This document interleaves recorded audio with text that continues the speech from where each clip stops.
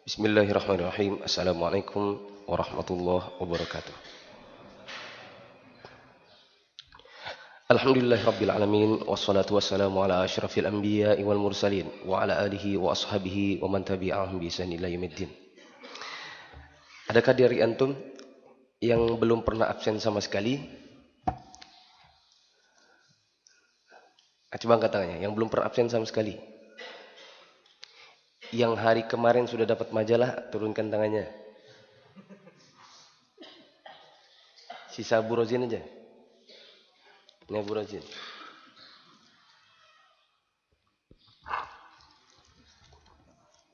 Hah?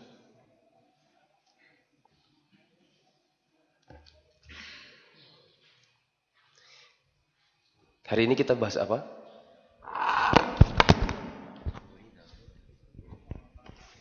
Muka. Ini bisa dihadiahkan, siapa ya? Apa bahasa Arabnya jual beli pakai DP? Hah? Gratis nih majalahnya. Angkat tangan. Lumayan, 12.500. Datin tahu. Saya mau pinjam. Pinjemin. Enggak ada juga yang mau pinjam. Raden 1. Mas Agus 1. Udah dipinjam Raden, Pak. Dia duluan angkat tangan.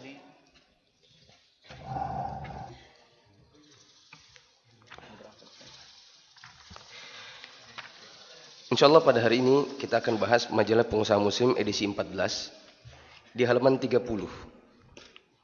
Hukum uang DP atau uang muka atau persekot atau down payment atau yang di dalam bahasa Arab disebut dengan bay' orbun.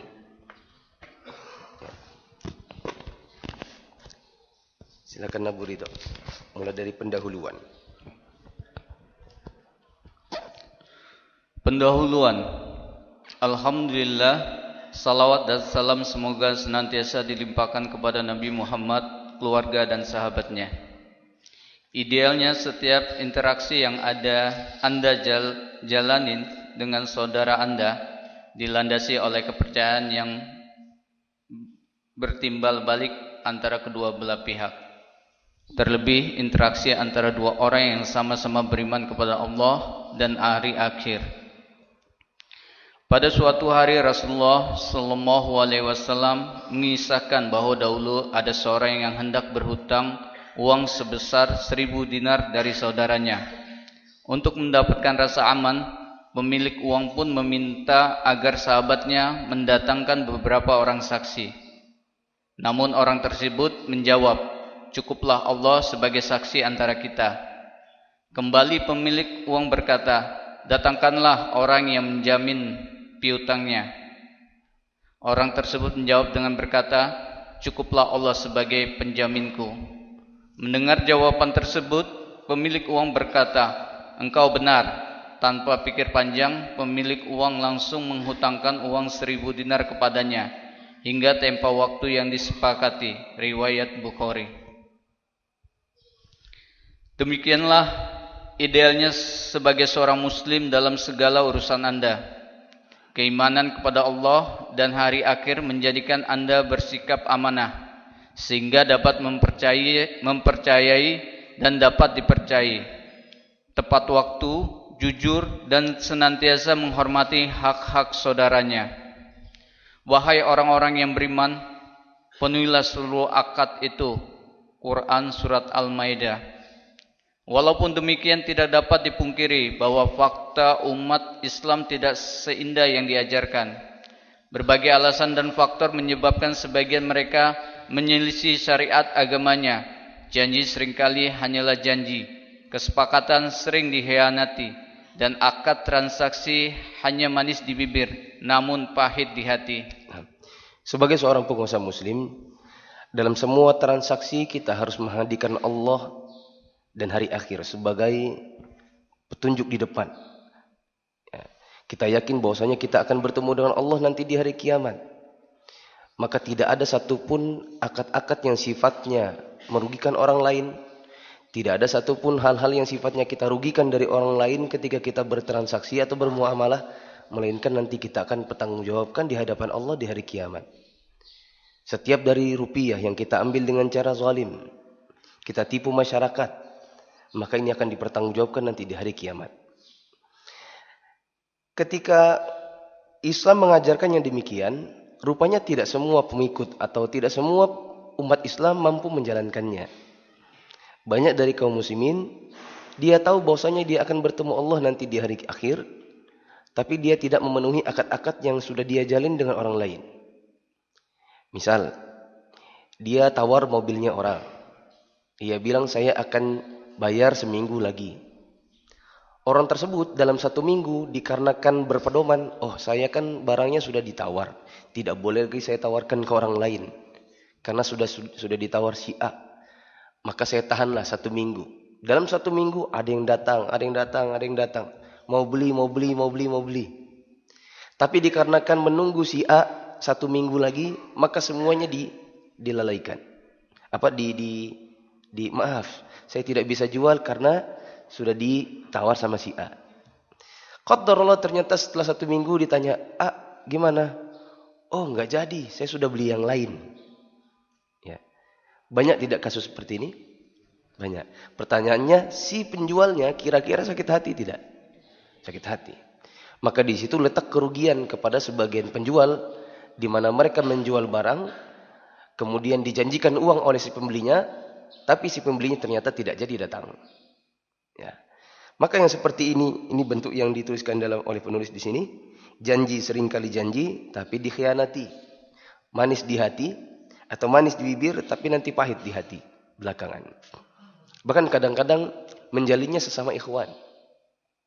Abu Ahmad salah satu saksi. Kita punya transaksi dulu waktu dijual beli tanah dan rumah dengan salah satu ikhwan. Baik, di sini ketemu. Di sini ngaji, ikut daurah. Gara-gara soal DP pisah. Enggak ketemu. Kita dapati status-statusnya menjelek-jelekkan akhirnya. Gara-gara masalah DP yang kemudian masalah transaksi duit yang mungkin dianggap berkhianat, ya, atau dianggap menyelisihi perjanjian. Nanti insya Allah kalau kita sudah masuk di bagian mana mungkin nanti akan saya ceritakan sedikit. Ya. Lagi beri. Harta dan hak setiap muslim wajib dilindungi. Sejak awal hari Nabi Sallallahu Alaihi Wasallam mendakwakan Islam kepada umat manusia. Beliau telah menggariskan bahwa harga diri, hak dan harta setiap muslim dilindungi. Islam tidak membenarkan bagi siapapun untuk melanggar hak dan harta saudaranya tanpa alasan yang dibenarkan dalam syariat. Dan janganlah sebagian kamu memakan harta sebagian yang lain di antara kamu dengan jalan yang batil. Dan jangan pula kamu membawa urusan harta itu kepada hakim supaya kamu dapat memakan sebagian dari harta benda yang lain. Itu dengan jalan berbuat dosa. Padahal kamu mengetahui. Quran Surat Al-Baqarah 188. Pada suatu hari Nabi Sallallahu Alaihi Wasallam memandangi Ka'bah, lalu beliau bersabda tentangnya. Tiada Tuhan yang layak diibadahi selain Allah. Betapa indahnya engkau, betapa harum baumu, dan betapa agung kehormatanmu. Ini Nabi bicara kepada siapa? Kepada Ka'bah. Namun kehormatan seorang mukmin lebih agung dibandingkan kehormatanmu. Sesungguhnya Allah Azza wa Jalla telah menjadikanmu terhormat, haram untuk dilanggar, dan Allah juga telah menjadikan harta, darah, dan harga diri seorang mukmin terhormat. Dia tambah lagi Allah mengharamkan atas kita untuk berpraduga buruk terhadapnya. Dan ketika Nabi SAW menjalankan haji wada, beliau kembali menekankan hal ini dengan mengatakan, sesungguhnya darah dan harta sesama kalian adalah haram untuk dilanggar dan harus dihormati. Sebagaimana haramnya melanggar kehormatan hari ini, di negeri ini, dan di bulan ini. Itu Nabi sedang berucap di mana?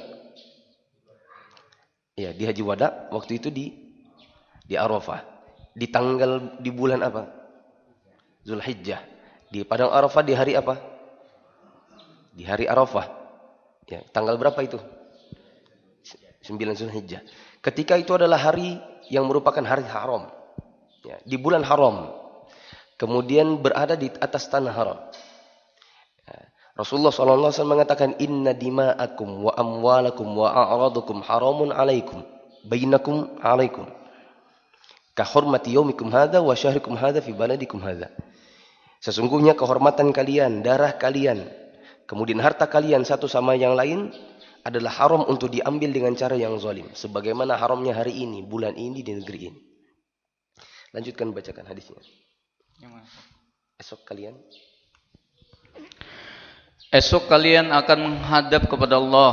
Selanjutnya dia akan meminta pertanggungjawaban atas seluruh amal kalian.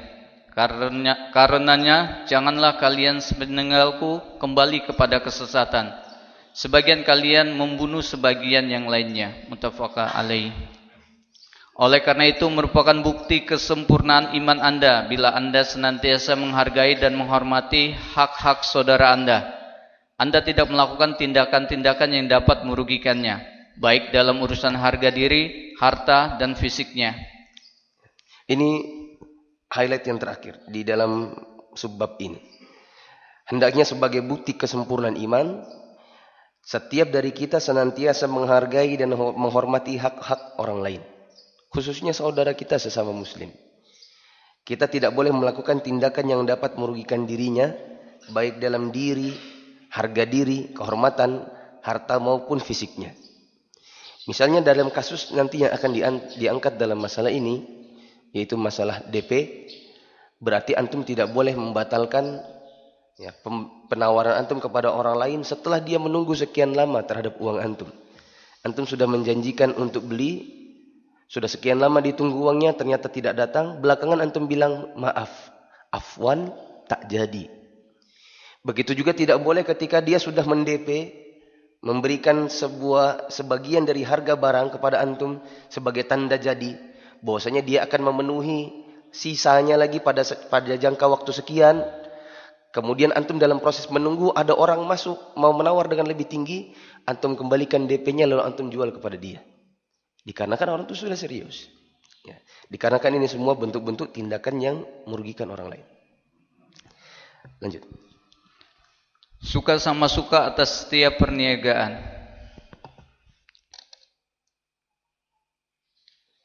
Sebagai konsekuensi langsung dari prinsip di atas, Anda tidak dibenarkan untuk memiliki harta orang lain tanpa kerelaan darinya. Sampai pun upaya memiliki tersebut Anda tempuh melalui akad jual beli. Sesungguhnya perniagaan itu hanyalah perniagaan yang didasari oleh rasa suka sama suka. Hadis riwayat Ibnu Majah dan Ibnu Hibban. Dengan demikian bila saudara Anda hanya rela untuk menjual hartanya bila Anda melakukan suatu hal, maka wajib atas Anda bila hendak membeli harta tersebut untuk terlebih dahulu memenuhi persyaratannya. Ini semuanya bertujuan mewujudkan kerelaan yang merupakan asas utama setiap transaksi. Anda bisa bayangkan bagaimana kacaunya bila setiap orang bebas membeli harta orang lain. Sebagai masyarakat terutama yang kuat akan membeli dengan paksa harta yang lemah. Kewajiban memenuhi persyaratan. Di antara aplikasi ketentuan di atas, Islam mengharuskan Anda untuk memenuhi setiap persyaratan yang telah Anda sepakati dengan saudara Anda, baik dalam pernikahan, perniagaan atau lainnya. Bila Anda bertransaksi dengan orang lain, lalu Anda berdua menyepakati suatu persyaratan, maka wajib hukumnya Anda memenuhi persyaratan tersebut. Ketentuan ini berlaku selama persyaratan yang Anda sepakati tidak melanggar syariat Allah. Rasulullah SAW bersabda, seluruh kaum muslimin wajib mengindahkan persyaratan yang telah mereka sepakati, kecuali persyaratan mengharamkan sesuatu yang halal dan menghalalkan sesuatu yang haram. Hadis riwayat Abu Dawud dan At-Tirmidzi. Ya. Rasulullah SAW mengatakan, al-muslimuna ala syurutihim, illa syartan ahalla haraman aw harrama halalan. Setiap dari kaum muslimin apabila sudah menjalin sebuah persyaratan, akad dan ada syarat-syarat di sana, mereka bersepakat atasnya, maka wajib untuk mentaatinya selama syarat tersebut tidak menghalalkan yang haram atau mengharamkan yang halal. Selama tidak menghalalkan yang haram atau mengharamkan yang halal. Maka bila di antara kita ada yang menjalin pernikahan, misalnya, lalu kemudian sudah ada persyaratan di sana antara suami dengan istri, maka wajib untuk menempatinya di dalam proses perjalanan pernikahan. Selama syarat tersebut apa? Tidak mengharamkan yang halal atau menghalalkan yang haram. Contoh misalnya, seorang perempuan mengatakan, saya mau menikah denganmu dengan syarat kita tidak tinggal di rumah baik orang tuamu maupun orang tuaku. Bagaimanapun kita harus tinggal walaupun kontrak, yang penting tinggal terpisah dari orang tua. Dikarenakan saya tidak mau ketika nanti kita jalan, kemudian ada permasalahan lalu orang tua ikut-ikutan. Ini persyaratan mengharamkan yang halal atau menghalalkan yang haram atau tidak? Tidak. Berarti ini harus ditaati. Bagaimana kalau tidak ditaati? Kalau tidak ditaati, maka si istri berhak untuk menuntut cerai dari suaminya. Dikarenakan ini sudah dari awal, sudah ada kesepakatan. Seorang istri mengatakan, saya mau menikah dengan kau dengan syarat nanti tidak ada poligami. Ya. Ini mengharamkan yang halal, menghalalkan yang haram atau bukan? Bukan. Siapa yang bilang dia mengharamkan yang halal? Kalau dia bilang begini, saya mau menikah denganmu dengan syarat kau tidak poligami, dikarenakan poligami itu haram, itu mengharamkan yang halal. Tapi kalau dia bilang, dikarenakan saya tidak mau, nanti rumah tangga kita sudah enak-enak dibangun, ada orang ketiga, ada yang ikut cekcok, nanti kamu susah membagi malam, nanti kau susah membagi rezeki, kamu saja kerja yang cuma begini, mau istri 4 lagi, misalnya begitu. Maka ini tidak mengapa. Ya, tidak mengapa dan ini adalah syarat yang diperbolehkan. Ya. Ketika nanti suami ternyata mau poligami, maka si istri berhak untuk mengatakan, lepaskan saya kalau memang mau mendua lagi. Ya. Begitu juga nanti ketika ada orang bertransaksi niaga, mereka sudah punya masing-masing persyaratan satu sama yang lain. Saya kasih contoh yang sangat mudah. Ada ikhwan menjual tanahnya di dekat rumah saya. Ada yang beli. Ada yang datang dan sudah menawar. Misalnya waktu itu ngomongnya 200 juta. Misalnya ya, 200 juta. Lalu kemudian disepakati sampai kapan membayarnya. 200 juta akan saya datangkan kurang lebih 1 bulan lagi. Atau akhir bulan ini. Misalnya masih 2 minggu lagi. Ya. Lalu kemudian si penjual mengatakan, oke, saya terima sampai akhir bulan ini. 200 juta. Oke. Selesai, waktu itu tidak ada DP. Kemudian tidak lama berselang hari, datang orang lain. Yang mungkin dia akan mengatakan, saya bisa beli dengan 230 juta. Bahkan tidak nunggu 2 minggu. Saya kasih 1 minggu. Bahkan 3 hari lagi bisa saya kasih. Yang penting jualnya ke saya. Ya. Sudah ada kesepakatan belum sebelumnya? Sudah. Apa itu? Satu kesepakatan harga. Berapa harganya? 200. Kapan dibayarnya? Tinggal 2 minggu lagi, akhir bulan ini. Sudah ada persyaratan, sudah ada kesepakatan. Maka tidak boleh dilanggar. Ya, walaupun nanti yang datang saya bilang saya beli 300 juta kalau perlu. Ya. Tidak boleh antum melanggar. Tidak boleh tiba-tiba, 300. Ya udah terus antum menelpon, maaf yang kemarin enggak jadi. Loh kenapa enggak jadi? Terus antum ngalur ngidul, akhirnya ngaku ada sih yang mau beli nawar lebih tinggi. Kira-kira kalau antum jual 300 kepada orang lain, yang sudah nawar 200 itu kira-kira kecewa enggak kecewa? Kecewa. Maka ketika ini sudah memecah hati, mengecewakan orang lain, maka ini adalah sesuatu yang dilarang oleh Rasulullah SAW. Kata beliau, al-muslimun ala syurutihim. Orang muslim itu wajib untuk mentaati atau menepati persyaratan-persyaratan yang sudah mereka jalin. Lanjut dalam bab intinya, persyaratan DP. Persyaratan uang muka DP. Berangkat dari beberapa prinsip di atas, para ulama bermanhab Hambali menegaskan bahwa budaya uang muka yang biasa berlaku di perniagaan wajib Anda dipatuhi. Telah berlaku sejak dahulu kala bahwa uang muka yang dibayarkan oleh pembeli dihitung dari harga jual. Namun bila pembeli membatalkan pembeliannya, maka uang muka ini tidak dapat kembali alias hangus. Ya. Apa itu DP? DP itu harga barang 200 juta. Antum kasih dia 5 juta. Di mana kalau antum bisa memenuhi 195-nya lagi pada waktu tertentu, maka barang punya antum. Tapi kalau sampai batas waktu tersebut antum tidak mampu mendatangkan 195-nya, maka 5 jutanya bisa dianggap hangus. Ya. Kalau antum yang membatalkan sebagai pembeli, maka uangnya dianggap hangus. Tapi kalau nanti yang membatalkan adalah si penjual, maka ini tinggal 5 jutanya dikembalikan. Saya ulangi. Si A dan si B transaksi dengan harga 10 juta. Ya, 10 juta. Supaya si pembeli, si A tidak lari, ya, nanti tiba-tiba setelah seminggu dia lari. Rupanya nggak jadi beli. Kan hilang kesempatan untuk menjual. Supaya tidak lari, maka si B sebagai penjual minta uang 500.000. Apa namanya ini? DP atau uang muka.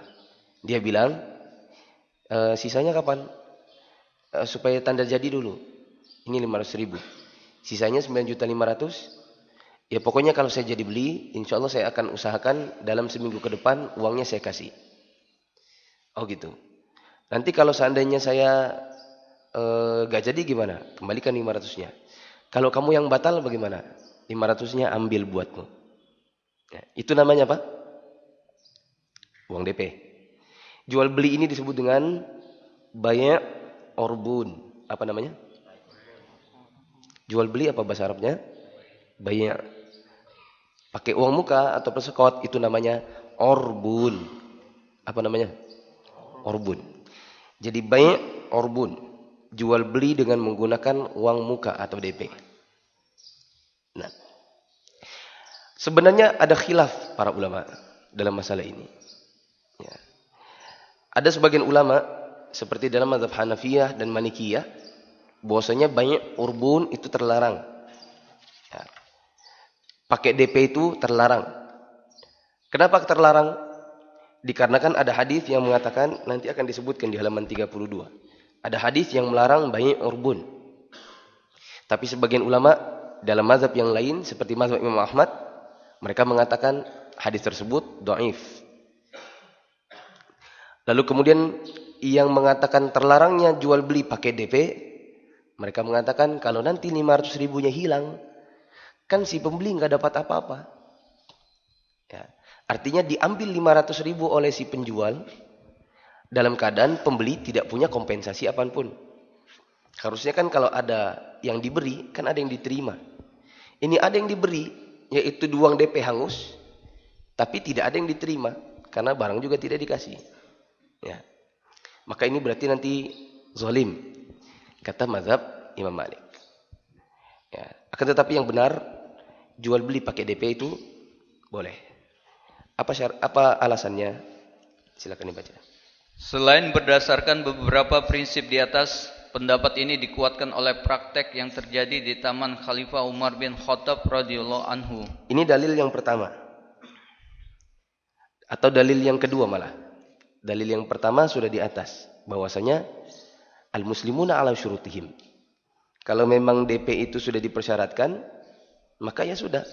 Kan sudah sama-sama menyepakati persyaratan itu dan tidak mengharamkan yang halal, tidak pula menghalalkan yang haram.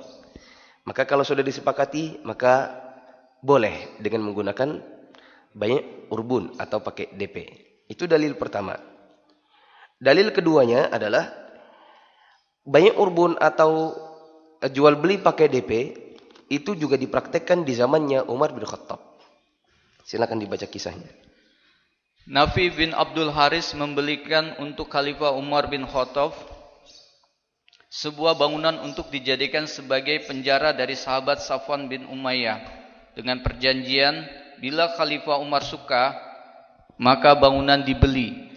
Dan bila tidak, maka Nafi memberi uang kepada Sofyan bin Umayyah sebesar 400 dirham. Hadis riwayat Abdul Razak, Ibnu Abi Syaibah dan Al-Bahaqi. Ada kisah dari Nafi' bin Abdul Harith.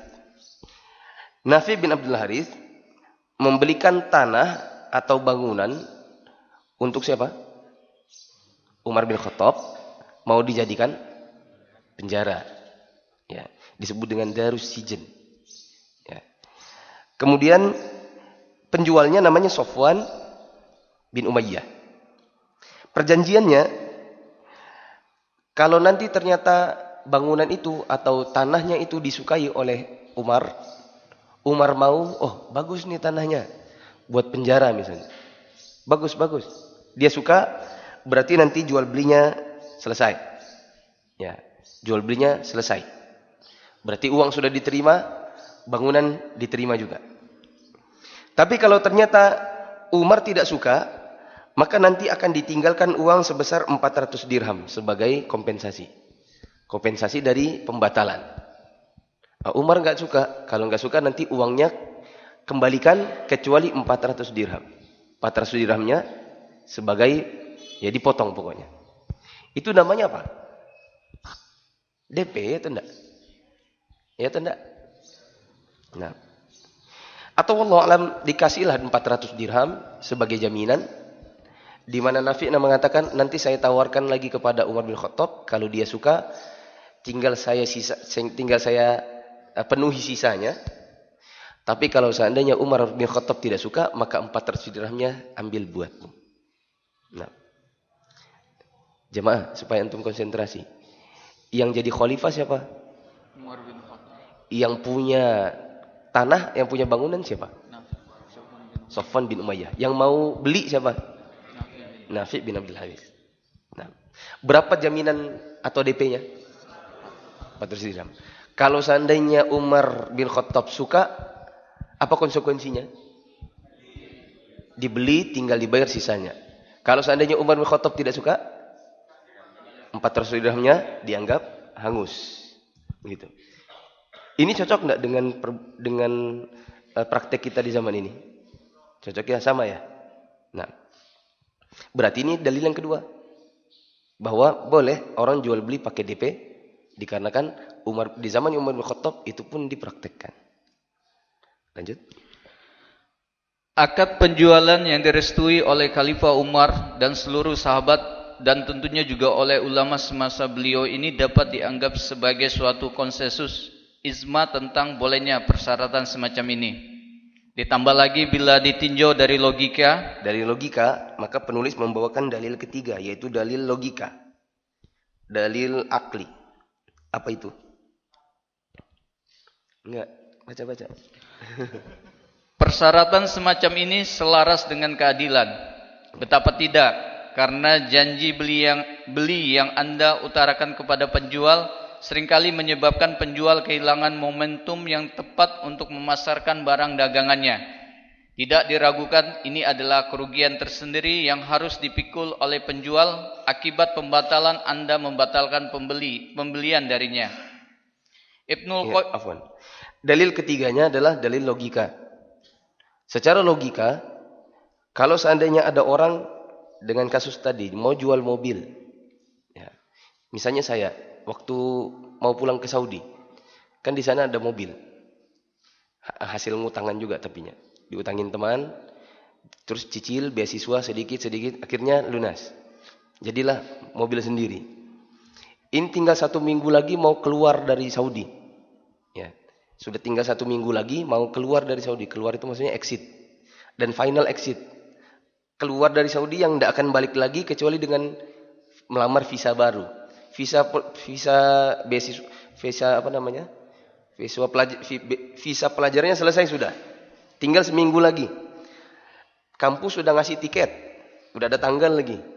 Artinya kalau tiba-tiba batal kan, saya bisa jadi beli tiket baru lagi nanti. Kemudian nanti di imigrasi akan susah.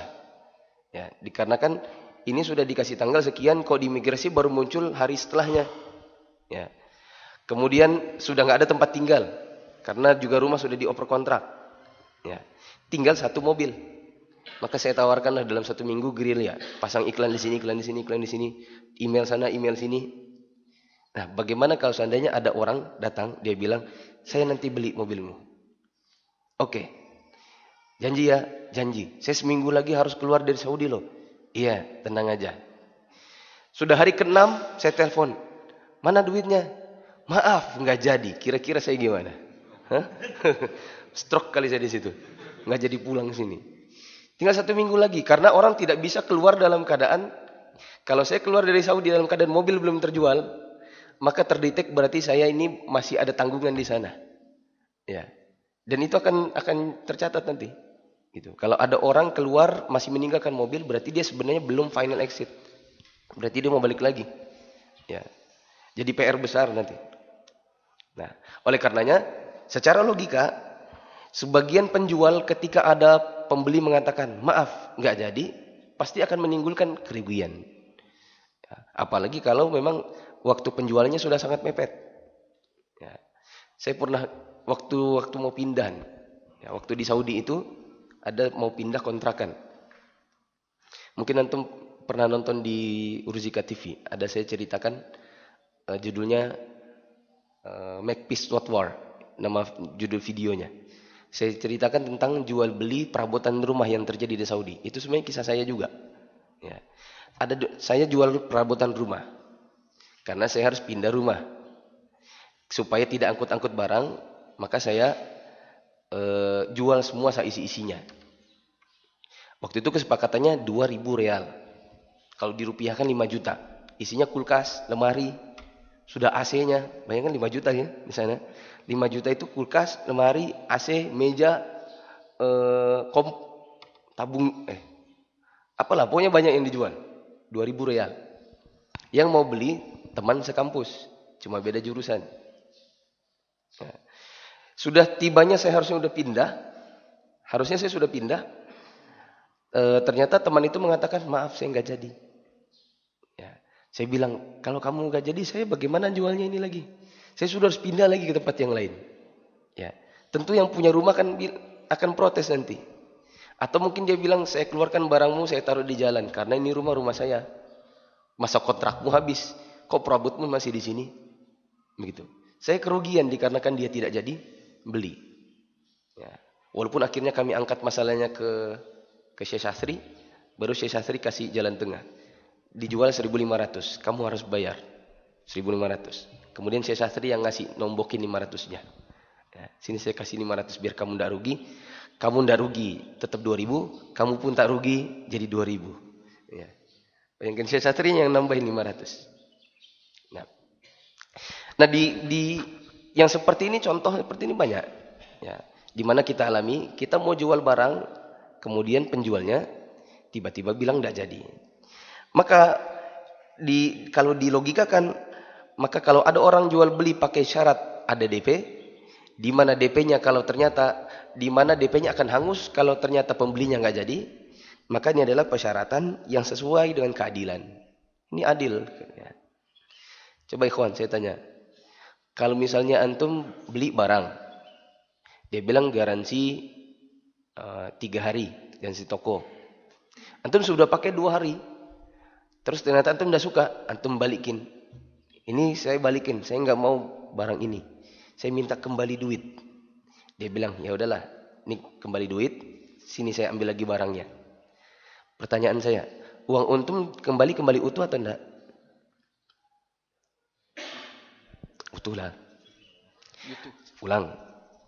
Antum beli barang. Misalnya beli keran. Yang kemarin kasus saya itu. Beli keran. Kerannya sudah dipakai 2 hari. Udah dililit-lilit pakai itu yang apa tuh? Tape-tape itu yang warna putih. Ya kan? Udah dialirin air. Ya, 2 hari sudah. Nah, terus saya balikin ke toko. Tokonya balikin uangnya utuh. Pertanyaan saya, keran yang saya kembalikan utuh atau sudah pernah terpakai? Statusnya baru atau second? Yang rugi siapa sebenarnya? Toko. Tapi toko mau. Nah, kalau dalam keadaan si toko mau, ya terugikanlah si siapa namanya? Terugikan si toko, ya, terugikan si toko, terugikan si penjual. Maka dalam kasus DP, kompensasi yang juga dirugikan kepada si mana namanya? Si pembeli itu adil sebenarnya. Kita sebagai pembeli bisa saja mendapatkan keuntungan, duit balik, barang sudah nggak utuh. Sebagaimana itu pula, seorang penjual bisa saja mendapatkan tambahan duit, sementara dia tidak jadi memberikan barangnya dalam kasus DP. Paham nggak ini maksud saya? Ya. Maka ini konsep yang adil. Ya. Nah, terus. Ibnu Qayyim di atas telah mengisyaratkan bahwa adanya persyaratan semacam ini melindungi para penjual dari ulah orang-orang yang nakal yang kadang kala dengan sengaja ingin menghilangkan kesempatan jual dari mereka. Dengan demikian, layak bila Anda diharuskan memberi kompensasi atas kerugian penjual, yaitu berupa uang muka yang telah Anda bayarkan kepadanya. Adapun hadis yang diriwayatkan oleh sahabat Abdullah bin Amr al-As berikut adalah hadis yang lemah, sehingga tidak dapat dijadikan pijakan hukum syariat. Rasulullah SAW melarang jual beli dengan memberlakukan uang muka. Ada hadis bunyinya, naha Rasulullah SAW an bay'al urbun.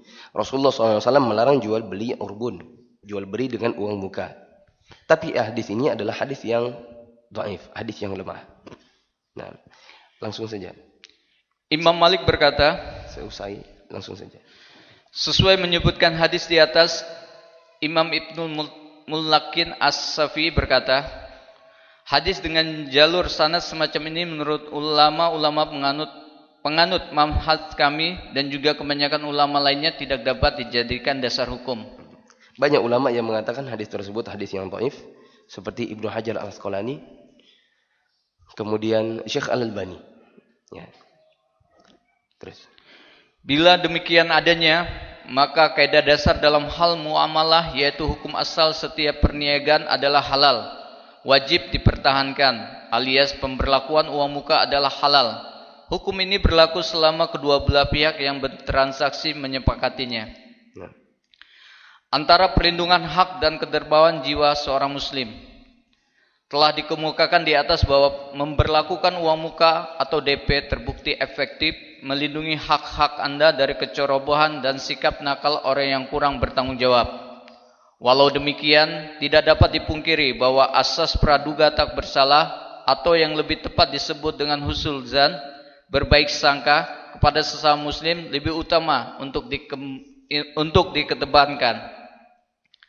Sebelum Anda memutuskan untuk mengambil alias menganggap hangus uang muka calon pembeli Anda, ada baiknya bila Anda berpikir sejenak, kira-kira apa yang menyebabkan membatalkan pembelian?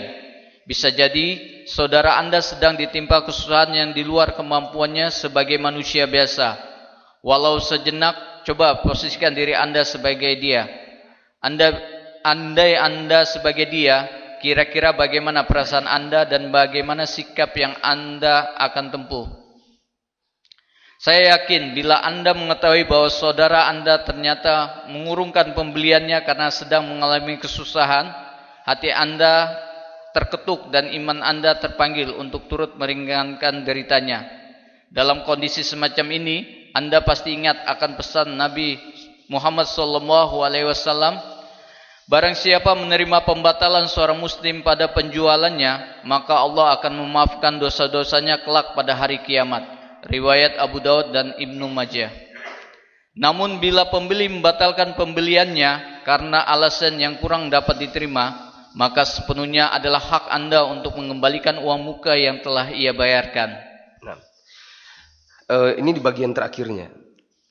Kadang-kadang ada orang membatalkan bukan dikarenakan dia nakal, bukan dikarenakan dia memang melanggar persyaratan tanpa ada alasan yang syar'i. Ya. Kadang-kadang ada alasan yang syar'i. Ya. Setelah 3 hari berjanji mau beli, kita telepon, dia bilang maaf saya nggak jadi beli. Loh kenapa nggak jadi belinya? Pak, sebenarnya sudah ada uangnya, tapi kemarin ibu jatuh di kamar mandi misalnya. Kemudian ibu sudah masuk rumah sakit Katanya mau dioperasi hari ini, jadi uangnya terpaksa nggak jadi beli. Maaf ya Pak ya. Gitu. Ya. Pada kasus seperti ini tidak mungkin kita bilang uang Anda hangus. Ya. Dikarenakan orang sudah kesusahan, uangnya dihanguskan lagi. Kesusahan 2 kali dia. Sudah kata orang sudah jatuh tangga, sudah apa? Sudah jatuh, tertimba tangga pula. Sudah susah, ya, lalu kemudian uangnya hangus. Ya. Maka dalam kasus memang orangnya membatalkan dikarenakan udzur syar'i, misalnya dalam keadaan kesulitan, maka kita sebagai penjual cobalah untuk mengingat pesan Nabi SAW, barang siapa yang menerima pembatalan jual beli dari seorang muslim, maka Allah akan memaafkan dosa-dosanya nanti di hari kiamat kelak. Ya, kita bilang, ya sudah, uang Anda saya kembalikan. Semoga ibunya bisa sehat kembali. Ya. Jangan kemudian sudah orang susah, kita tambahin susah dengan hilangnya uang. Nah, penutup.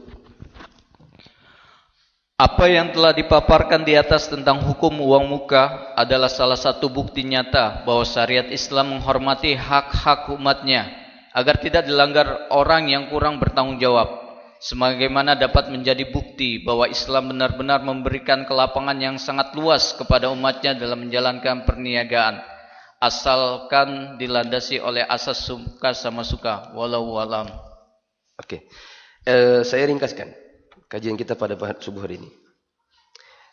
Poin pertama, idealnya setiap kita berniaga, kita jadikan Allah ya, sebagai pemandu kita. Bahwa kita hanya bertransaksi sesuai dengan yang digariskan oleh Allah dan Rasulnya. Kita yakin bahwasanya setiap kecurangan, setiap kezaliman yang kita timbulkan di dalam transaksi kita, nanti kita akan dimintai pertanggungjawabannya di hari kiamat. Kemudian yang kedua, bahwa sebagai bukti kesempurnaan iman, kita harus senantiasa berusaha untuk menjaga, menghargai hak-hak orang lain. Tidak boleh kita timbulkan kerugian-kerugian baik pada kehormatannya, baik pada hartanya, maupun pada fisik badannya. Kemudian kita diwajibkan untuk memenuhi persyaratan. Kalau memang sudah ada persyaratan yang kita sepakati dengan orang lain, selama persyaratan tersebut tidak menghalalkan yang haram, tidak mengharamkan yang halal, maka kita wajib mentaatinya. Kita wajib memenuhinya. Rasulullah SAW mengatakan, al-muslimuna ala syurutihim. Orang muslim itu harus mentaati persyaratan yang sudah mereka buat. Kemudian terkait dengan persyaratan tadi, ada yang namanya persyaratan DP dalam jual beli. Persyaratan DP tersebut adalah apabila seseorang pembeli mau membeli suatu barang, dia berjanji untuk menyempurnakan pembayarannya pada masa waktu nanti, maka dia store dulu sedikit dari harga barang tersebut sampai pada batas waktunya dia penuhi. Bila ternyata tidak dia penuhi, lalu kemudian dia batalkan, maka uang tersebut yang sudah distorkan dianggap hangus. Diambil oleh siapa? Pembeli atau penjual? Diambil oleh penjual. Penjual ya. Apa hukumnya DP seperti ini? Apa hukumnya? Apa hukumnya? Salah. Ada khilaf. Kan tadi sudah sebutkan. Ada 2 pendapat ulama. Ada yang mengatakan tidak boleh. Mengapa tidak boleh? Dikarenakan ada hadis, nah Rasulullah SAW an bai'il urbun. Rasulullah melarang jual beli urbun. Ya. Tapi apa kata ulama yang boleh kan? Hadis tersebut dhaif. Siapa yang mendhaifkan misalnya? Ibnu Hajar Al-Asqalani. Siapa lagi? Syekh Al-Albani. Ada Syekh Ahmad Syakir. Ya. Jangan juga Imam Ahmad bin Hanbal. Lalu kemudian alasan yang lain yang melarang dikarenakan biasanya kan ada uang, ada barang. Dikasih sesuatu berarti ada timbal baliknya. Nah kalau DP-nya hangus, si pembelinya kan nggak dapat apa-apa. Berarti ini uang ada untuk sesuatu yang tidak ada. Ya, berarti ini zalim namanya. Kata ulama yang melarang. Ada ulama yang membolehkan banyak urbun. Ya, yang membolehkan jual beli dengan urbun. dengan uang DP. Apa dalilnya?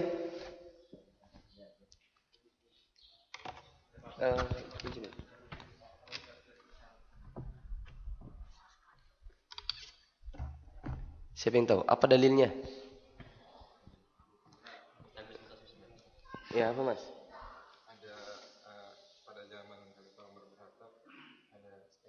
Kasus jual beli apa? Tanah. Buat apa tanahnya?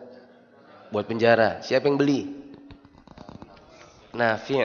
Dibelikan untuk siapa? Umar. Dari siapa dibelinya?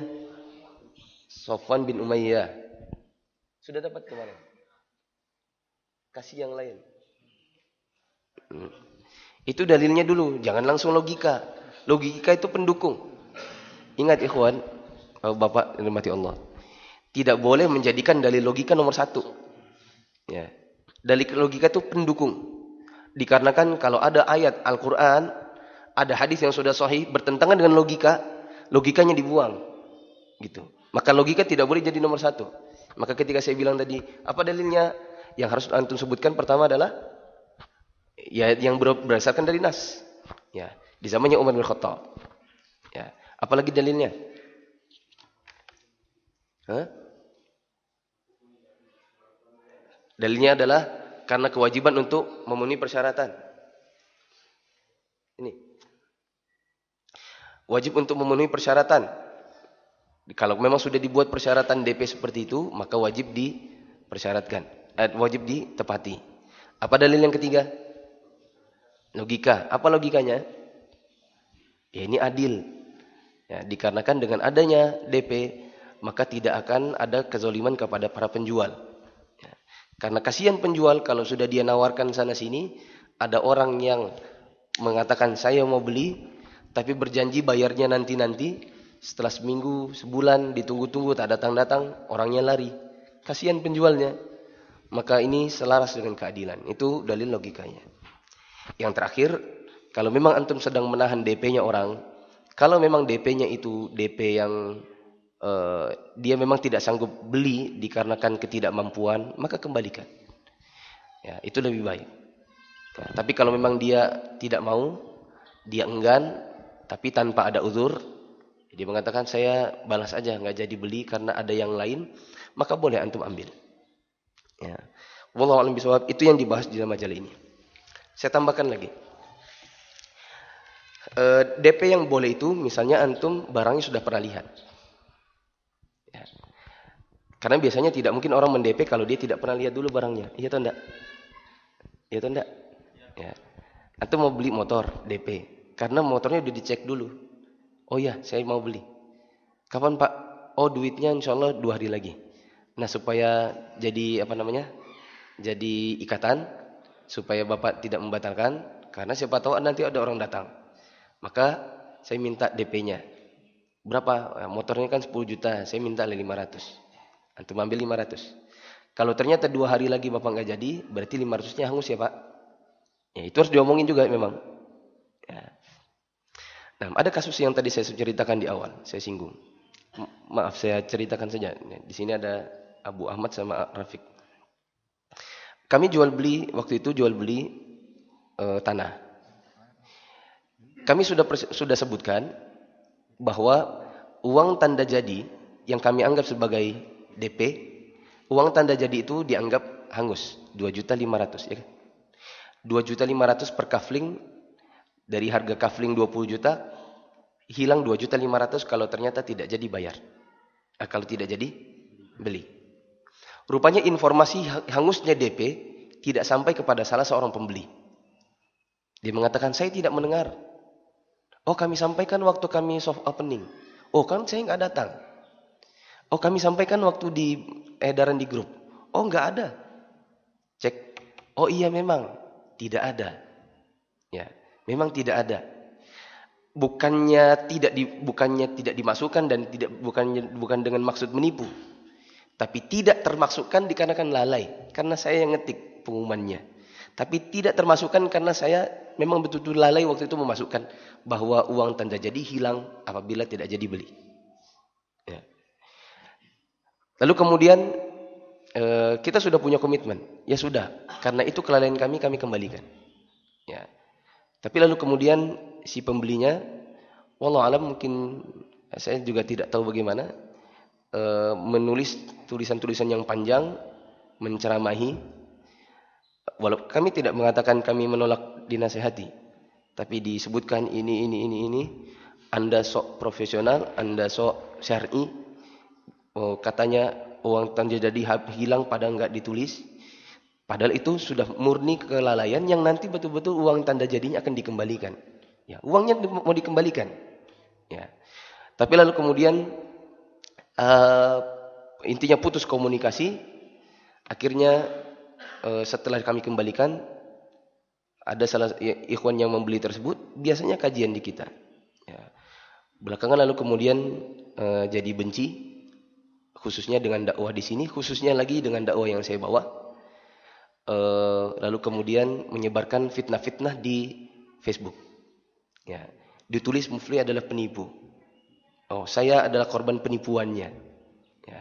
Padahal kita betul-betul sudah diselesaikan dengan baik, bahwa diakui bahwa itu kesalahan dari saya, yaitu saya lupa memasukkan klausul UTJ hilang apabila tidak jadi beli.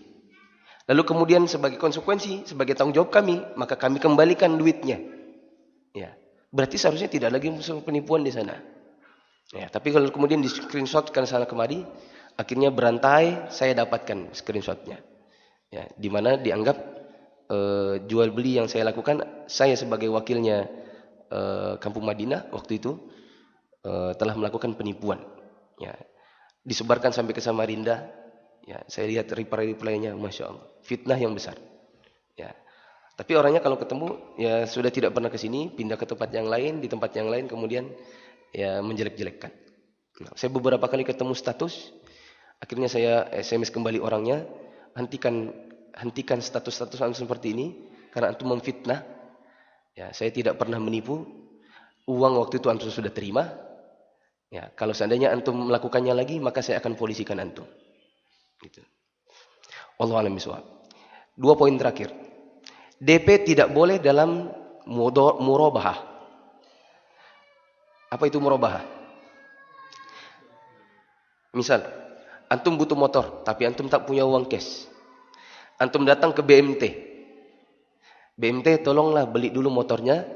Sudah jadi punya antum, jual lagi ke saya. Itu namanya murabahah. Insya Allah kita akan bahas lebih detail pada sebenarnya sudah pernah ya, waktu di Ahad subuh. Di dalam akad murabahah tidak boleh ada DP, baik dibayarkan kepada BMT maupun dibayarkan kepada si penjual motor yang asli. Dikarenakan kalau ada orang mengatakan saya pengen motor itu, tolong antum beli dulu, nanti saya bayar DP-nya ke dia, atau saya bayar DP ke antum, berarti itu nanti akadnya bukan jual beli, tapi antum diutangi. Ya. Berubah dari akad murabahah menjadi akad utang piutang, dan itu masuk dalam riba. Begitu juga DP tidak boleh kalau dalam kasus jual beli online. Ya, misalnya antum beli online harganya 5 juta. Ya. Terus antum cuma setor 500.000 dulu. Antum bilang 4.500.000-nya saya kirim kalau barangnya sudah sampai. Antum kirim 500.000, barangnya pun dikirim oleh si toko online. Dalam keadaan ini 500.000 masih ada utangnya 4.500.000. Si barang dikirim itu pun belum tentu sampai dan tidak langsung sampai. Masih ada proses menghutang barang di sana, maka antum jual beli utang lawan utang. Maka kalau dalam kasus DP untuk jual beli online, maka dia terlarang. Ya. Wallahu a'lam bishawab. Ada pertanyaan? Yang mau tanya angkat tangan. 1, 2, 3, 4, 5, 6, 7, 8, 9, 10. Sudah. 1. Nyalakan dulu mic-nya. Pertanyaan tolong langsung di pertanyaannya aja. Enggak usah cerita dulu. Bismillah. 3 pertanyaan Ustaz. 3 pertanyaan. 13 nanti jadinya. Penting.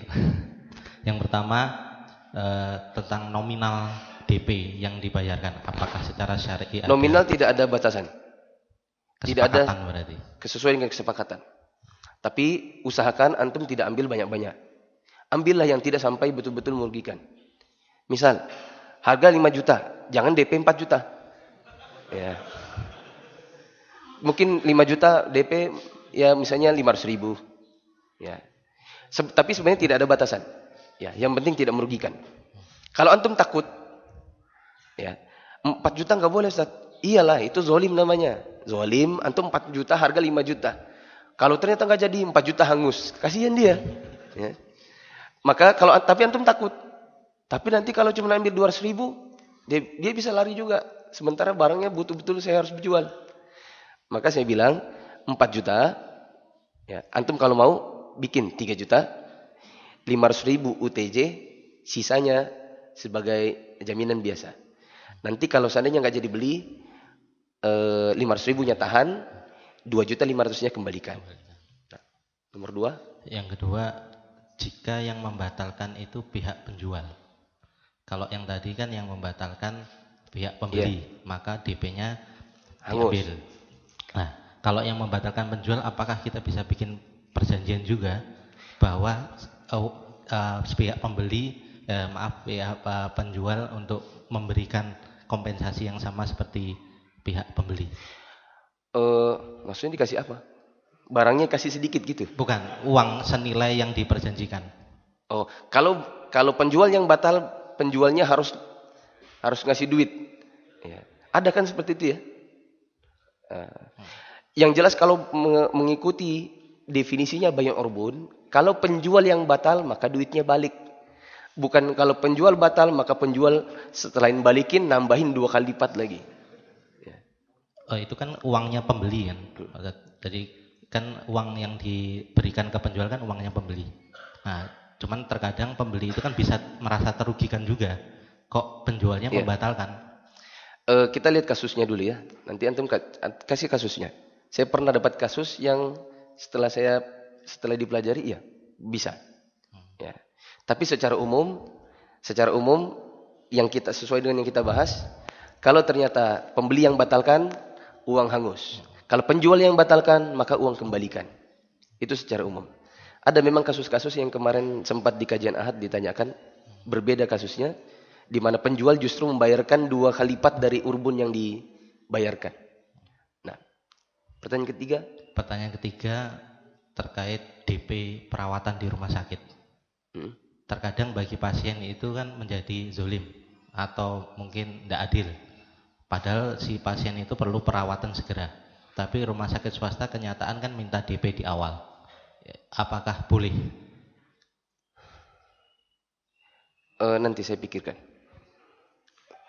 Kasih dulu yang lain. Soalnya pertanyaan terlalu kasuistik. Ya. Terus saya sudah agak berpikir tadi penanya masih 9. Ya, saya takutnya menjawab nggak clear lagi saya jawabnya. Orang kedua mana? Ya. Saya mau tanya, hukum orang yang sengaja mengkhianati itu apa ya? 1. Gak boleh. Ya, maksudnya hukumnya tuh nanti akan Berdosa gitu aja ya. Salah satu ciri orang munafik. Kalau ada orang sudah diberi amanah, kemudian dikhianati. Terus yang kedua, idealnya nih DP ini yang mengawali itu pembeli atau penjual? Tunggu dulu. Antum jadi 2 pertanyaannya. Saya baru sadar ini. Iya. Hah? Keasikan, Bang. Keasikan. Yang lain satu-satu aja ya. Apa tadi pertanyaan kedua? Idealnya itu DP itu yang mengucapkan tuh pembeli atau penjual? Yang menginisiasi. Iya. Biasanya kan ideal ya. Ideal berarti umumnya penjual. Kalau pembeli umumnya kalau bisa nggak ada. 3 mana? Kesana tadi. Kesana dulu. Satu-satu aja pertanyaannya. Karena waktunya dah lewat. Ya, langsung aja Ustaz. Gimana kalau DP-nya itu untuk pembelian barang yang belum ada dan dengan termin? Jadi 2 pertanyaan. Jadi DP untuk beli barang ini belum ada. Contoh misalnya rumah atau mesin, kita beli mesin dari luar negeri, kan stoknya nggak ada. itu harus dibuatkan dulu dengan pembayaran DP termin pertama sekian, termin kedua sekian, termin ketiga sekian DP-nya, Ustaz. Kalau barangnya belum ada dan akadnya istisna, boleh. Kalau barangnya belum ada, paling bagus adalah akad salam. Ya, akad salam berarti bukan DP lagi. DP itu cuma sedikit dari harga barang. Tapi kalau salam, semua harga barang. Store sekarang, barang datang belakangan. Itu akad salam. Boleh. Salam boleh, DP pada istisna, boleh. Dibayar bercicil. Ya. Kalau dalam istisna biasanya juga bayarnya memang cicil. Ya. Misalnya saya minta bangunkan rumah sama Mas Fatoni. Saya store dulu sekian dulu ya Mas, misalnya 20 juta dulu. Sambil jalan istisna. Sampai nanti full rumahnya. Sambil jalan itu saya bayar sedikit, sedikit, sedikit. Bukan 2 termin, 3 termin. 20 termin kali, berapa kali termin itu. Nah. Nggak masalah. Terus. Kalau untuk DP berjaga-jaga gitu. DP berjaga-jaga itu apa? Jadi ini keponakan mau kuliah, kebetulan di asrama itu belum dibuka gitu, belum dibuka. Kemudian karena di asrama belum dibuka. Belum masih belum menerima gitu, belum menerima, tapi ada mau di asrama gitu. Kebetulan dekat situ ada kos-kosan. Nah, berjaga-jaganya ini kalau misalkan tidak bisa keterima di asrama, bisa di kos-kosan gitu. Nah, jadi jadi bayar DP di kos-kosannya, kemudian kalau misalkan keterima di asrama, ya ini dianggap hangus atau gimana gitu. Untuk berjaga-jaga saja. Jadi kalau misalkan nggak keterima di asrama, di kos-kosan gitu. Ya sama lah itu. Itulah tadi boleh urbunnya. Cuman bedanya yang antum tanyakan adalah kos-kosan. Itu sewa menyewa. Jadi DP pada sewa. Nggak masalah. Bu, ini saya DP dulu ya. Harga kosnya kan 500, misalnya 500.000 sebulan. Misalnya ya, 500.000 sebulan. Ini saya DP 200 Bu. Kalau seandainya nanti, tolong jaga dulu kamarnya. Ya, kalau nanti ternyata diterima, berarti di sini. Kalau enggak, berarti di sana. Nggak masalah. Orang kelima. Antum sudah angkat tangan? Sudah, Ustaz. Ya, berarti orang kelima. Ustaz, bagaimana kalau kesepakatan DP itu saya tidak mengembalikan DP karena saya tahu alasan dia bukan dibuat-buat, Ustaz. Alasannya antum tidak mau kembalikan karena alasannya cuma dibuat-buat. Apa itu alasannya? Saya pernah didatangi istri pertamanya, Ustaz, dimarah-marahi. Rupanya si konsumen ini beli untuk istri ketiga. Terus? Jadi ternyata istri pertama cerita, jadi seluruh tabungannya dia, kartu ATM semua diblokir. Dia sudah lapor bank supaya suaminya tidak boleh keluarkan uang lagi. Terus? Waktu itu anak kasih kesempatan ke istri pertama, coba dikomunikasikan lagi ke suaminya supaya bisa dilanjutkan. Ya, antum bilang begini kan, ya itu urusan kalian bukan urusan saya, gitu pokoknya gitu. Ya, anak sempat bilang itu juga, Ustaz. Nah, urusan ini ya ibu istri 1 dan istri 3, nggak ada urusannya sama saya. Pokoknya bapaknya sudah beli gitu ya intinya.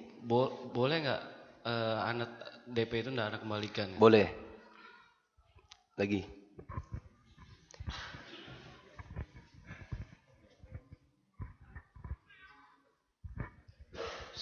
Assalamualaikum warahmatullahi wabarakatuh. Waalaikumsalam warahmatullahi wabarakatuh. Tunggu dulu Pak. Kalau antum baca yang bagian tadi belakang, kapan ketika ada kasus-kasus di mana DP itu sebaiknya dikembalikan, itu semua hanya sebatas anjuran, bukan kewajiban. Pertanyaan antum kan, boleh nggak boleh? Sebenarnya seandainya pun dia tidak, alasannya betul-betul uzur, karena itu istri pertamanya itu Ustaz, sudah murtad. Ngomong sama antum, istrinya udah murtad, udah ini, misalnya gitu ya. Antum sebenarnya uzur, tapi antum tetap tidak mau kembalikan, pun tidak apa-apa. Ya Pak. Bapak orang ke-6. Tadi sudah angkat tangan. Udah ya. Gini Ustaz, ini kita memang usaha jual beli gitu. Ibaratnya kita beli sebuah toko, kita beli, kesepakatan nanti paling lambat 1 tahun kita lunas. Bisa secepatnya juga. Lambat akhirnya Toko itu kita manfaatkan sebesar-besarnya sambil kita jual, itu boleh enggak? Hah? Tokonya dijual? Iya, memang contohnya saya beli kesepakatan paling lama nanti 1 tahun lunas. Tar dulu, Bapak jual beli apa? Toko itu tadi. Tokonya yang dijual? Iya, dijual lagi. Oh, saya kira cobek-cobeknya. Toko itu kita jual lagi supaya nanti dalam tempo 1 tahun itu kita manfaatkan sebesar-besarnya, kita bikin usaha sampai ditulisin dijual gitu. Oh iya. Nanti kalau memang lakunya cepat ya saya walaupun besok saya bayar juga Pak. Akhirnya orangnya kan ya seneng gitu. Iya. Itu gimana Ustaz? Boleh. Boleh. Iya. Nah ini yang kedua kalinya contohnya Ustaz tadi. Kok jadi 2 pertanyaannya? Ya, ini kesempatan. Contohnya tetangga Ustaz tadi. Tunggu dulu. Al-muslimuna ala syurutihim. Saya sudah kasih persyaratan tadi, 1 orang 1. Harus ditepati. Saya tidak mengharamkan yang halal, tidak menghalalkan yang haram. Anda tadi pertanyaannya apa? Intinya jual beli ruko sambil ditawarkan, ditulis dijual sambil dimanfaatkan. Boleh enggak? Boleh. Gitu kan? Kita beli toko, kesepakatan sama yang pembeli, yang penjual itu tadi, Pak nanti lunasnya paling lambat 1 tahun. Kan terus dalam tempo 1 tahun itu saya pembelinya tadi yang belum lunas tadi, saya manfaatkan sebesar-besarnya sambil saya tulis dijual gitu. Nanti kalau memang laku sewaktu-waktu kita bayarkan sama yang punya gitu. Iya, enggak masalah.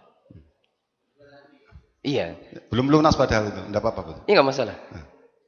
Terus yang kedua kalinya ini enggak boleh. Orang ke-6, orang ke-7 mana tadi? Sini. Enggak, biar sudah. Soalnya Pak Parman ini kalau nanya lucu. Biar aja Pak. Kembaliin lagi. Antum sodakoh lah Pak. Sodakoh antum tuh setiap kali bertanya banyak kali. Insyaallah. Tabassumuka fi wajhi akhika. Apa? Antum masa kalah sama anak TKC ilmu? Tabassumuka fi wajhi akhika sodakoh. Senyum kau tempelkan di wajah saudara-saudaramu itu sodakoh. Sodakoh itu banyak. Coba. Terima kasih Ustaz. Semoga Ustaz semakin sukses, semakin bahagia dan teman-teman juga. Yang kedua kalinya itu Ustaz, tadi contohnya Ustaz tetangganya punya mau dijual yang 200 tadi. Akhirnya kan ada penjual yang pembeli lagi 300, enggak boleh. Saya penjualnya, tetangganya Ustaz, ngomong sama yang pembeli tadi, bro mau untung 25 juta enggak? Pasti dia, oh mau. Syaratnya gampang. Yang kamu beli kemarin yang 200, saya beli 25 juta, mau bisa enggak? Itu padahal saya sudah tahu tadi ada yang nawar 300. Itu jadinya boleh enggak gitu? Paham enggak pertanyaannya? Ya. Tetangga saya tadi nawarin tanahnya 200. Ya. Sudah ditawar sama si A 200. Ya. Datang si B mau nawar 300. Supaya saya dapat untung 100 lagi, saya bilanglah kepada yang sudah nawarin 200 tadi, kamu mau enggak 25 juta? Ya. Mau. Nah, caranya gini, lepaskan penawaranmu, enggak jadi kamu beli sama saya jual saja kepada yang 300 itu, kan saya untung 100 lagi, kamu ku kasih 25 juta. Paham enggak? Iya. Boleh enggak? Boleh. Tapi siapa yang mau? Gak ada itu kejadiannya, gak terjadi. Itu waktu itu nawarnya akhirnya jadinya 225 juta kah? Tapi itu bisa terjadi Ustaz. Seperti saya jual kompor gitu. Akhirnya kok ada yang nawar, dia akan dititipkan dulu. Kita hubungin, ini kalau saya untungi tadi nggak jadi, saya main beli di lain kan bisa. Saya untungin itu seneng betul. Soalnya dia dapat untung, nggak usah jualan, dapat untung langsung gitu. Ya udah nggak apa-apa, boleh. Ya terima kasih Ustaz. Kalau kejadian boleh. Ya.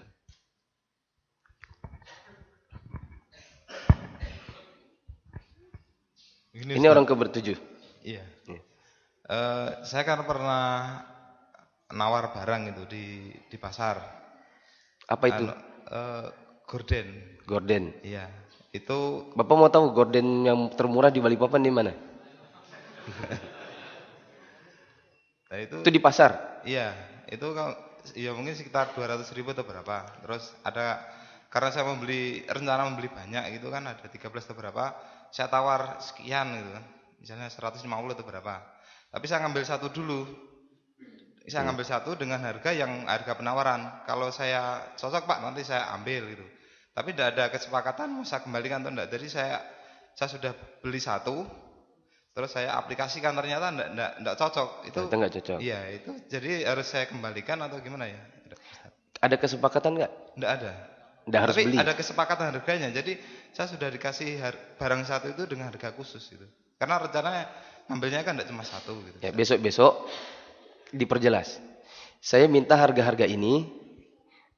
Tapi kalau nanti ternyata saya bawa, nanti kalau cocok saya jadi beli. Tapi kalaupun saya nggak cocok, saya nggak harus kembali ke sini.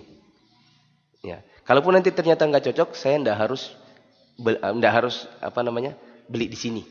Ini pun nggak harus dikembalikan, diganti dengan harga normal. Sudah.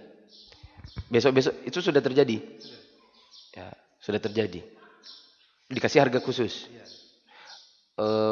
Dia mempersyaratkan enggak nanti kalau ternyata gaji dibeli? Tidak, cuma saya persyaratkan kalau saya sesuai, jadi maka saya ngambil satu dulu. Kalau saya sesuai saya nanti ngambil lagi gitu. Ya enggak masalah, berarti enggak harus balik. Ya. Makasih. Mau tahu gorden murah? Tahu kuburan 1,5 kilo? Sebelahnya ada masjid. Ada masjid. Sebelahnya persis satu dinding ada toko gorden situ. Waktu saya mau bikin gorden saya 13 tempat saya survei, di situ yang paling murah. Karena dia jahit sendiri. Saya nggak digaji sama dia loh ya. Ya. Orang ke-8 mana?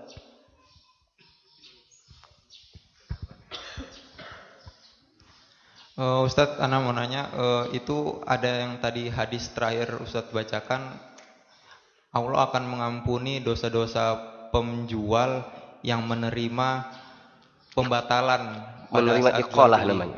Menerima iqalah. Nah, Allah ini akan mengampuni dosa-dosa penjual yang menerima pembatalan itu karena uzur yang syar'i atau semuanya dapat pengampunan dosa?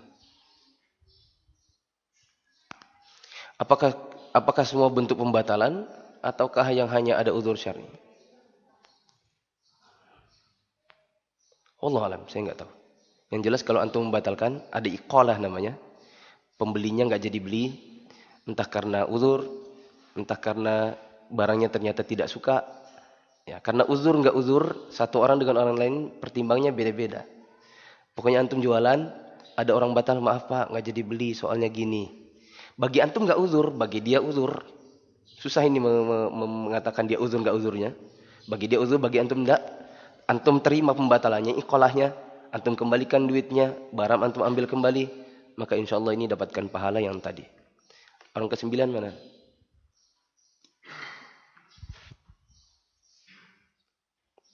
Mana? Habis sudah? Pulang ke orangnya? Orang ke-10? Oh enggak ada, enggak jadi. Terakhir. Bagaimana pembatalan uang muka terhadap kenaikan yang di luar dari kesepakatan dari uang muka pertama? Contohnya penjual melakukan DP kepada pembeli dengan harga sekian. Kemudian sekiannya berapa? Misalnya 5 juta. DP-nya 5 juta. Ya. Kemudian seiring berjalan si penjual menginginkan adanya kenaikan kembali di uang mukanya, penambahan, karena dia ada keperluan. Kemudian si pembeli membatalkan jual beli ini. Kira-kira uang mukanya bisa dikembalikan atau hukumnya gimana ini? Uang muka aslinya 5 juta. Dari harga berapa itu ya? Misalnya anggaplah 100 juta. Harga barang 100 juta, uang muka 5 juta. Karena si penjual ada kebutuhan, dia minta uang mukanya dinaikkan. Mungkin jadi 10 juta. Terus rupanya si pembeli nggak jadi beli. Ya. Yang mana yang bisa hilang? Yang 5 juta yang awal. Ya, yang 5 juta yang awal. 5 juta yang setelahnya, karena dia punya alasan, saya ada kebutuhan. Bukan karena untuk DP itu sendiri. Ya. Wallahu alam. Jadi pertanyaan antum tadi apa?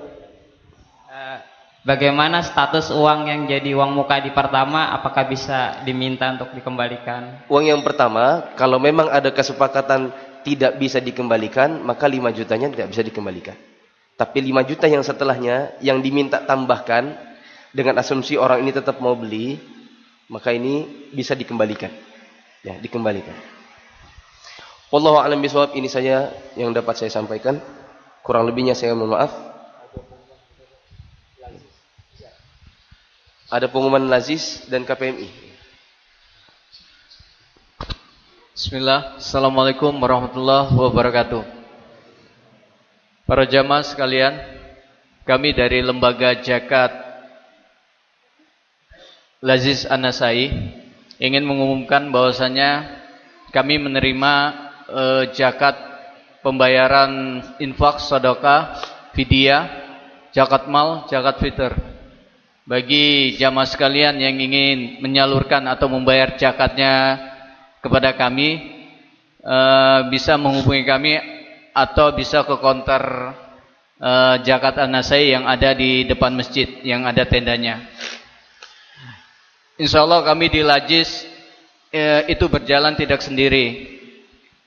Kami terus didampingi dan diawasi oleh para asatid seperti Ustadz Mukhli, Ustadz Abdul Rahman. Jadi insya Allah penyaluran zakat kami menurut sunnah Rasulullah SAW. Jadi ikhwan sekalian yang ingin menyalurkan zakatnya bisa menghubungi kami.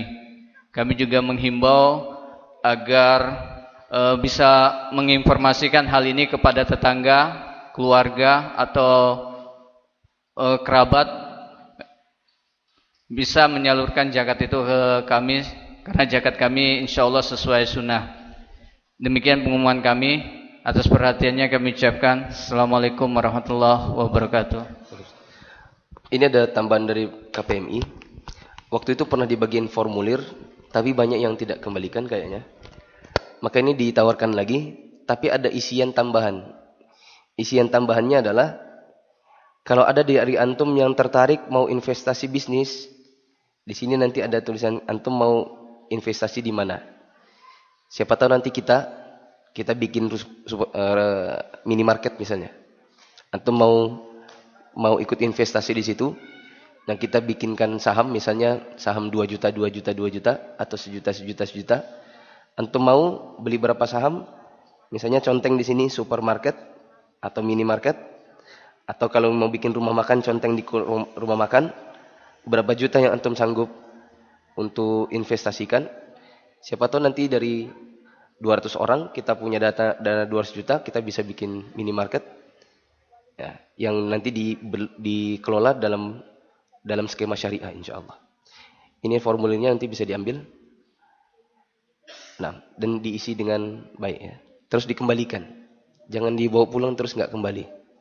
Nah, assalamualaikum warahmatullahi wabarakatuh.